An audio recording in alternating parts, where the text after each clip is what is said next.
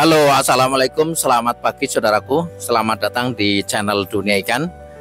Pagi hari ini saya berada di kolam biovlog di Desa Tegalwaru, Kecamatan Ciampea, Kabupaten Bogor. Kita akan coba ngobrol ya dengan salah satu petani yang melakukan budidaya ikan nila biovlog di desa ini.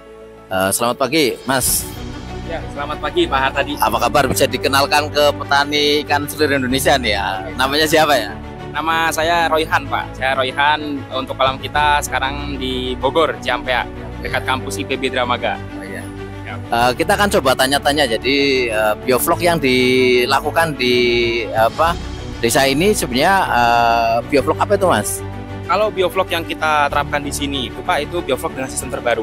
Sistem terbaru di mana kita umumnya kan biovlog menggunakan molase dan juga probiotik ya, atau bakteri. Nah, kita di sini menemukan gimana caranya biovlog ini bisa tetap terbentuk hanya dengan penambahan mineral air saja, Pak. Jadi ini sistem terbaru tanpa molase dan juga tanpa bakteri. Oh iya. Seperti itu. Nah, ini rupanya ada penemuan baru ya ini. Jadi masyarakat belum banyak tahu ya bahwa biovlog itu bisa dilakukan tanpa menggunakan material. Biasanya kan 4 material tuh yang digunakan. Pertama adalah molase, kemudian kapur pertanian, kemudian garam krosok, dan bakteri ya. Sekarang ternyata tidak harus begitu ya, hanya mineral air ya. Air dan juga garam. Oh, garam ya. Kira-kira kelebihannya dari yang sistem konvensional apa, Mas Royan itu?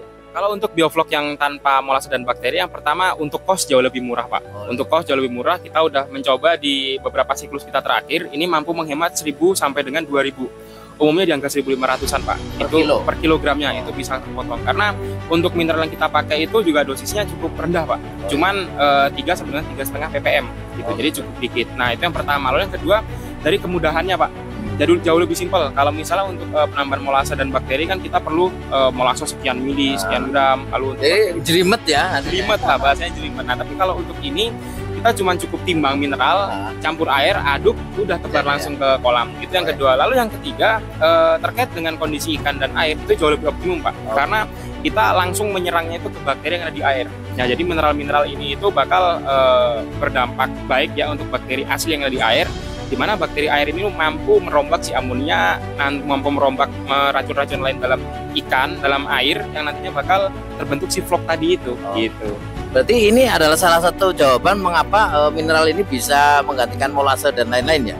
Benar, karena sebenarnya kita udah dikaruniai ya oleh yang di atas. Air kita tuh sungguh kaya akan bakteri gitu, bakteri baik yang memang dia tuh sebenarnya mampu untuk merombak si racun-racun atau amonia di dalam air gitu. Tinggal kita bagaimana caranya menghidupkan bakteri-bakteri baik, memperkaya mereka gitu. Jadi gimana caranya si air itu nyaman dan aman untuk ikan gitu.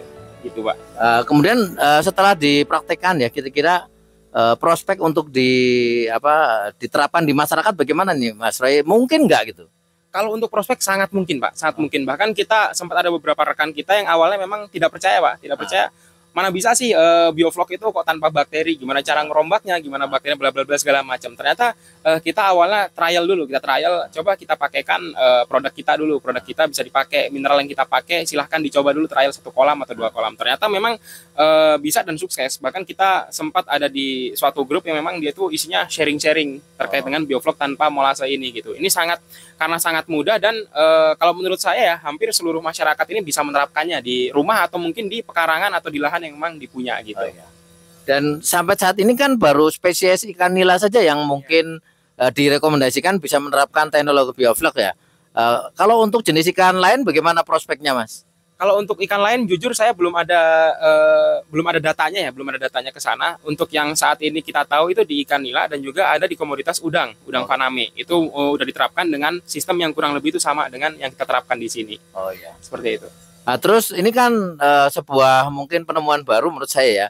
Kalau masyarakat ingin belajar metode baru biovlog tanpa menggunakan molase, caranya bagaimana ya, Mas Rehan? Ya, boleh langsung saja datang ke kolam kita ya, kita terbuka. Dan oh iya, kebetulan teman-teman kita di hari Minggu besok atau di tanggal 12 Mei ya, tanggal 12 Mei itu kita ada kerjasama dengan kampus IPB, khususnya dengan organisasi Himakwa, teman-teman. Nah, di situ kita mengadakan webinar online di mana pelatihan yang bakal kita bedah, kita kupas tuntas semuanya terkait dengan sistem budidaya ikan nila merah itu seperti apa, yang pertama. Lalu yang kedua itu sistem biovlog secara umum itu seperti apa sih gitu. Dan yang ketiga adalah sistem budidaya bioflok terbaru yang kita terapkan, di mana tanpa menggunakan molase dan probiotik atau bakteri ini itu seperti apa gitu. Bakal kita bedah tuntas semua di sana, dan bahkan kalaupun memang teman-teman ingin untuk melakukan kunjungan langsung ke kolam kita, itu dipersilahkan teman-teman. Kita langsung ada pelatihan juga di tanggal 18 teman-teman, itu bisa langsung datang ke kolam kita langsung. Baik, itu teman-teman, jadi sebuah informasi kalau ada yang mau belajar bioflok tanpa molase nanti bisa mengikuti webinar online ya, bisa daftar di link deskripsi saya. Mas Royan, makasih ya. Oke, siap, sama-sama. Salam perikanan, salam untuk semuanya. Siap.